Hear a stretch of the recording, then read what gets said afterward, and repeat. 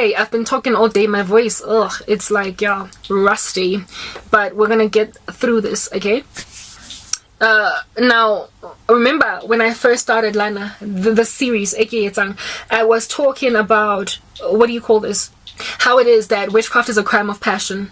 How, you know, these people, these witches, they're not afflicting their victims because for the better part of the time, there is something about them that they admire or that they like. For the majority of the time, complete strangers that could not care less. Or yeah, it's people that were very close friends, family members. I was always the, you know, sweet favorite of my bosses everywhere that I went, but they had a bittersweet relationship with me because I was so smart, and so there was envy that emanated from the bosses. So everywhere where I worked, I was always just chosen by the men and women that were my bosses to be the resource or the subordinate that helps them along when they are snowed under. So I have mentored or trained up lots of new or inducted lots of new people in my teams because my bosses trusted me to deal with new people when they had too much on their hands. But the same men and women, not all of them, went on right ahead to often downplay me in appraisals, wreaked havoc in my job satisfaction. Something which I always used to find strange. Those have always been my challenges in corporate. Bosses that loved me, but that wished I was not so good at what I did. But it was precisely because I was so reliable and so good that they loved me. Bittersweet. They had a very bittersweet, ambivalent relationship with me. Some of them, because of this ambivalence, put witchcraft on my entire career. Guys, these are not people who did not like me. They are people who liked me the most out of everyone in the environment. But they broke my life and my heart as a result. When I say witchcraft is a crime of passion, I understand. From where? Boloi, Bato, often Bato out of their way to manipulate Bato because Baba Rata. My bosses, how many? 3. And in Nahe, I had a very short, I didn't have many companies I worked for. In the few environments that I worked, I grew very quickly. So when I say 3 bosses, I understand that's a big number. And out of all of them, the rest of them, Basang Loyang, made my life a living nightmare, only for me to find out I was their best, their favorite. It was only 3, however, that dabbled in sorcery. And they rolled me around because they loved me. Witchcraft is a crime of passion. I remember one of my bosses, she was not a witch, mara onang sabotage aga career yak. She applied for some promotion and she deserved it.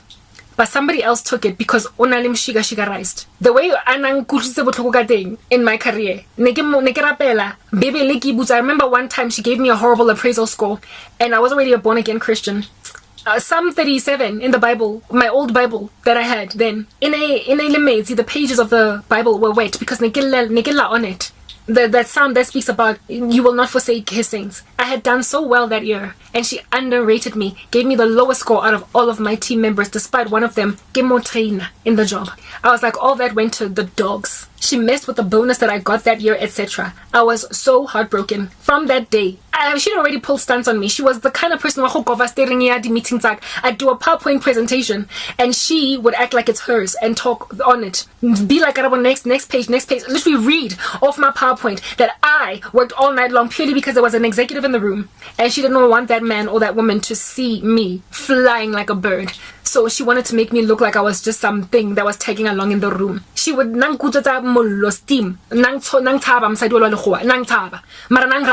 She couldn't live without me, but she also couldn't live with me. Anyway, this boss, Bamu cut her off because of corruption in the building by promotion to somebody else. I thought that she wouldn't, I imagined that after that happened, that she would look at me as, you're probably thinking that could, it happened to me on purpose, and so avoid me. When you have hurt someone and then you fall, you avoid them lest they should mock you and tease you. I expected this woman to walk around me Like, don't say nothing, Karabo. Don't say anything. Just don't say anything. Instead, after losing that promotion, I went up to her and I was like, I'm really sorry about that. It was totally yours. I don't know what's going on. I was rooting for you.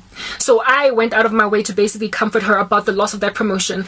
And she burst out crying on my shoulders in front of everybody. It was surprising, given that she had her favorites that looked obviously like her favorites, that she was happy to show that she liked them. Mara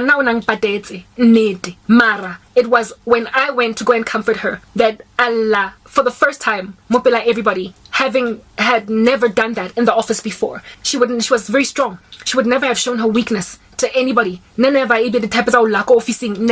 But she burst out into tears. She couldn't hold them back because there was something about me that she really felt comforting, that she could allow herself to be vulnerable. Literally disregarding the extenuating environment. She cried on my shoulders. Weird. And everybody was looking on some, oh my goodness, like this is really bad. Like she's really broken about the loss of the promotion. And she was crying on me. And that was when I realized this woman loves me. She considers me deeply, nearly, dearly. Something about her attaches to me. Yet why, all these years that I've been her subordinate, has she been treating me this way?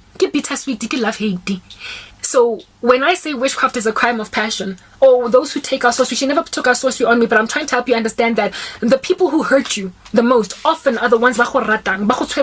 So when they lose you, they really lose a lot. That same woman, after that season of crime, went right back to the drawing board and betrayed me again. After everything, the next boss that came over us, that took over the job that she was supposed to get, betrayed her, but then she ended up betraying me with him. Like, she was always just trying to gun at me for my career. So she basically reacted to the situation on some cara where I might have cried on your shoulders once in front of everybody, but don't get get over yourself. Like, don't take it too seriously. Don't take it to heart. It was a one-time thing. Betrayal, like on another level. That's what under heaven it is that I have experienced. So when I say witchcraft is a crime of passion, understand that they cannot afford to lose. So the regret is astronomical. It is poignant. They lose relationships that they literally could not afford to sever. So the church of Satan, those who belong to the prince of the power of the air, they afflict the church, not because they hate the church, but because they admire the church. They actually low-key, actually really desperately love the church, and they want the holiness and the piety of the church, the protection they have in the power and the might of Christ. However, they are too arrogant to admit it, and so they afflict the church. They steal from the church and they try to kill the church. But the gates of Hades will never prevail against the church. So their demise is especially sorrowful because they are being afflicted by he who or she who or they who they actually truly low-key deep down inside love. They don't actually hate us. Just like in the same way that Satan does not actually hate God. If it was up to him and if at all redemption was made available to fallen angels, like at the speed of lightning, you must understand they would grab it. It's not like they are happy to be out of heaven and separated from God forever. If they could be given the blood to atone for them, they would take it. And so they hate the human race because they have a shot that they don't have. A second chance. Let's go to the final part.